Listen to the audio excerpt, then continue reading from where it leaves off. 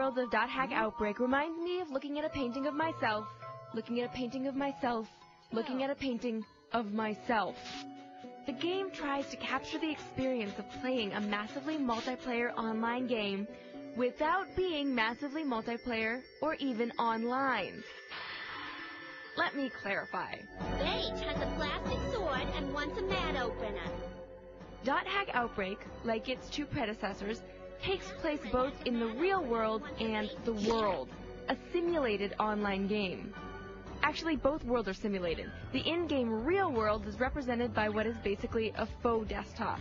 And it's here that you'll go through the everyday business of reading your emails, staying up on breaking news, and, oh look, a Bigfoot sighting.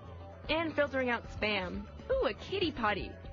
Yeah, anyway, so that's the real world, got it? Arne has a base and shield and wants a paper cloak.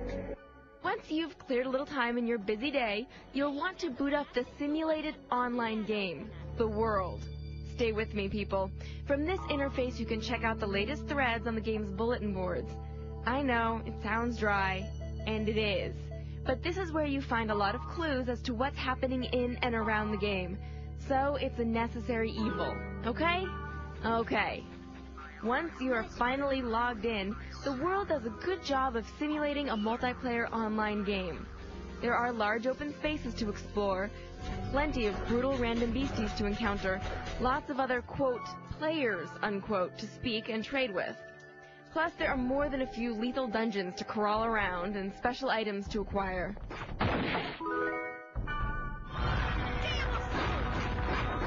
Combat here is unforgiving at best. It can get fairly tedious slogging your way through battle after battle, I know. But that's nothing compared to the previously mentioned joys of reading email. Oh look, another Bigfoot sighting.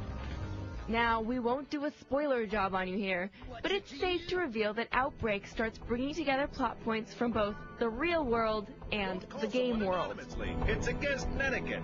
Know the rules.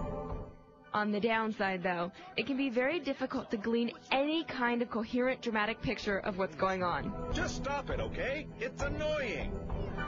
Not so much a complaint against the game, just merely a fact. If you haven't entered the .hack universe yet, consider picking up and playing previous games in their correct order until you catch up to .hack Outbreak, which we can only afford a 3 out of 5.